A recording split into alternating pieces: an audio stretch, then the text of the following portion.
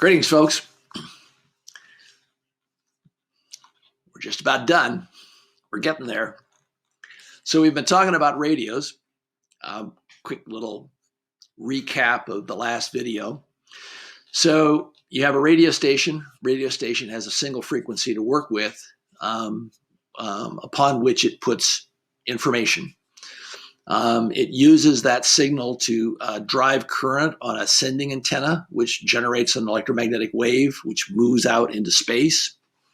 When that electromagnetic wave impinges upon a receiving antenna, it motivates the charges in the receiving antenna to jiggle in exactly the same way that the charges were jiggling on the sending antenna that produced the electromagnetic wave in the first place. So you've transferred information from the sending antenna to the receiving antenna.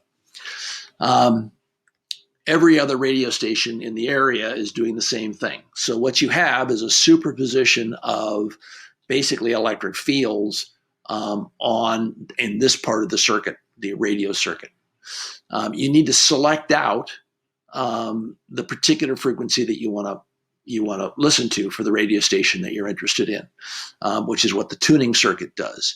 Tuning circuit is effectively an RLC circuit that has a resonant frequency, a characteristic resonant frequency, which can be calculated using this relationship.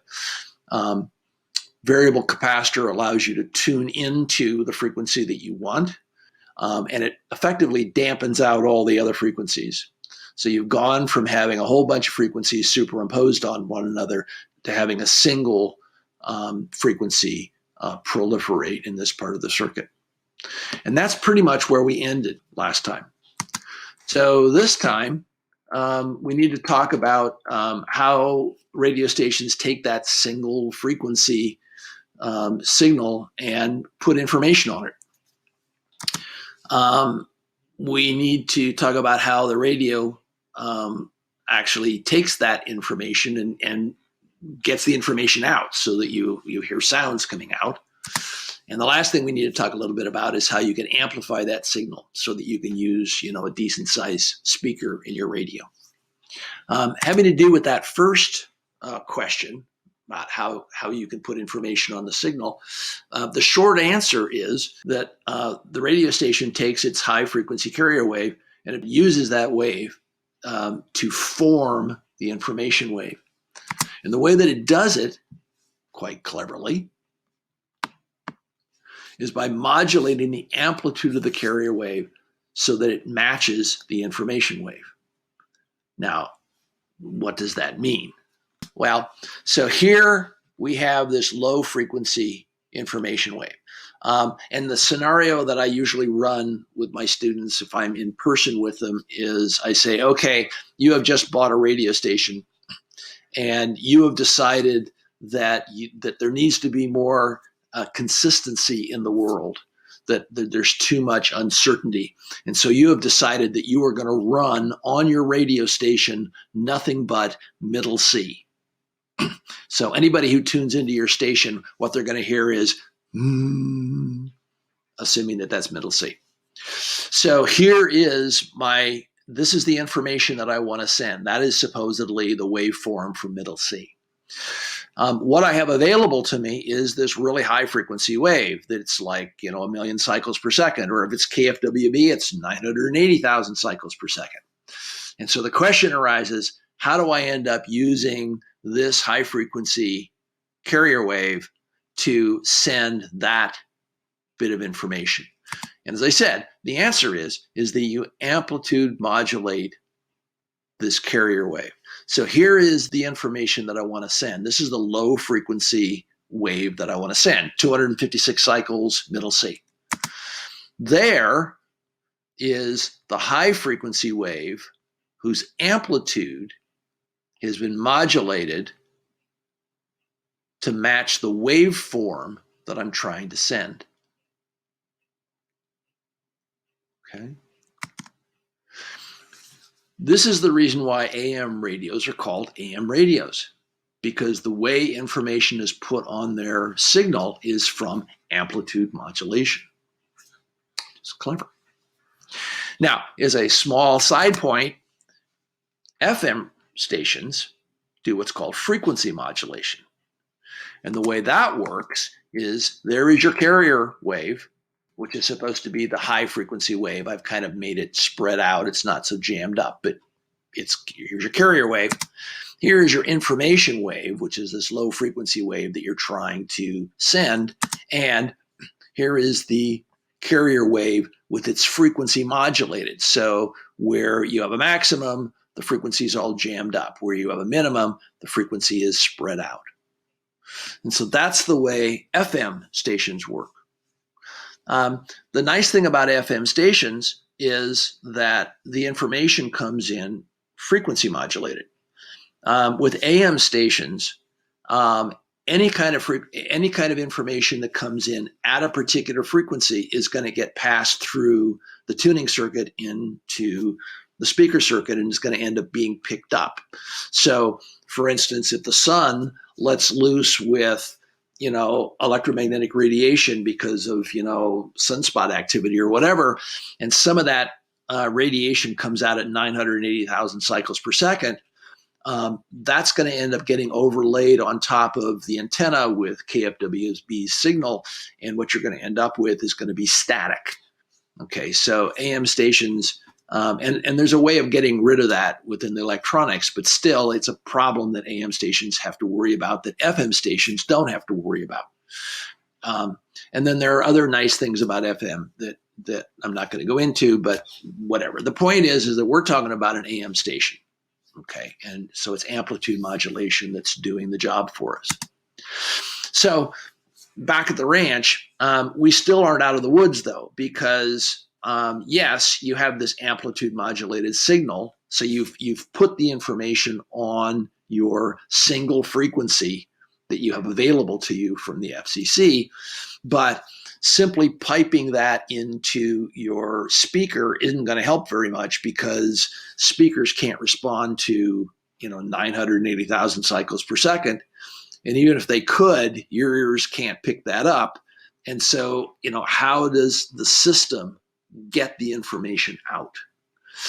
And so the clever thing that is done is the following. So to begin with, because I'm kind of jumping the gun here a little bit, so we've tuned in the frequency that we want to zero in on. That information is transferred into the speaker circuit via a transformer. But at this point, the way it's set up, if you ignored the diode here, the way it's set up, the speaker wouldn't be able to do anything with the information. If, though, you were to go ahead and put the waveform through a diode, what the diode would do is it would cut off the bottom half of the signal. So here is our amplitude modulated signal. If you put that signal through a diode, it will wipe out the bottom half, and it will effectively make the signal into a DC signal. So think back to the way that speakers work.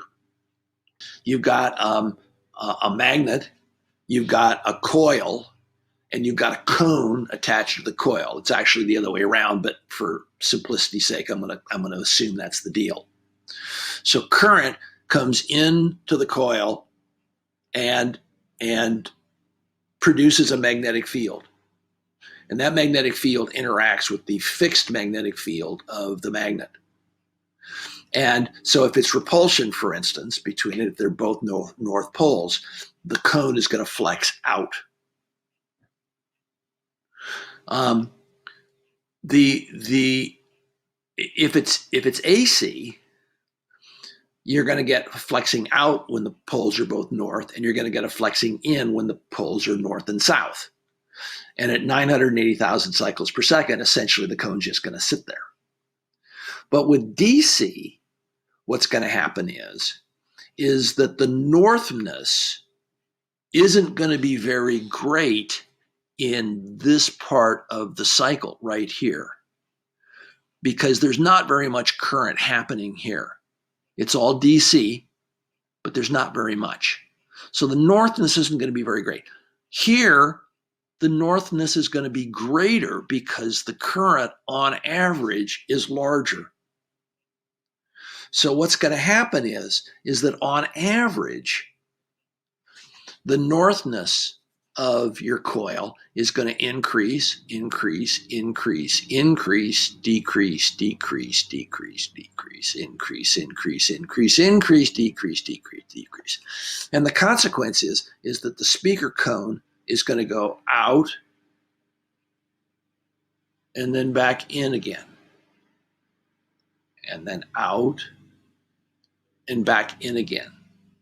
And effectively what's going to end up happening is that the cone's motion is going to end up mimicking the envelope of the amplitude modulated wave, which is to say the speaker is basically going to decode the information.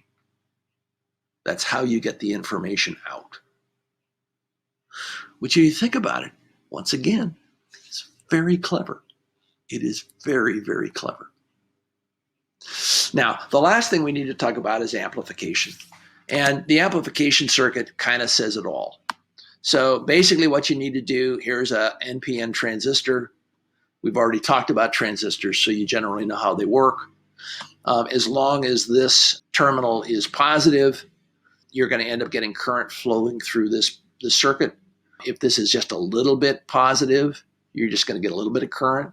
If this is a whole lot positive, you're going to get a whole lot of current. And so the speaker is still going to act as the decoder, but you're simply making the signal that's coming in bigger.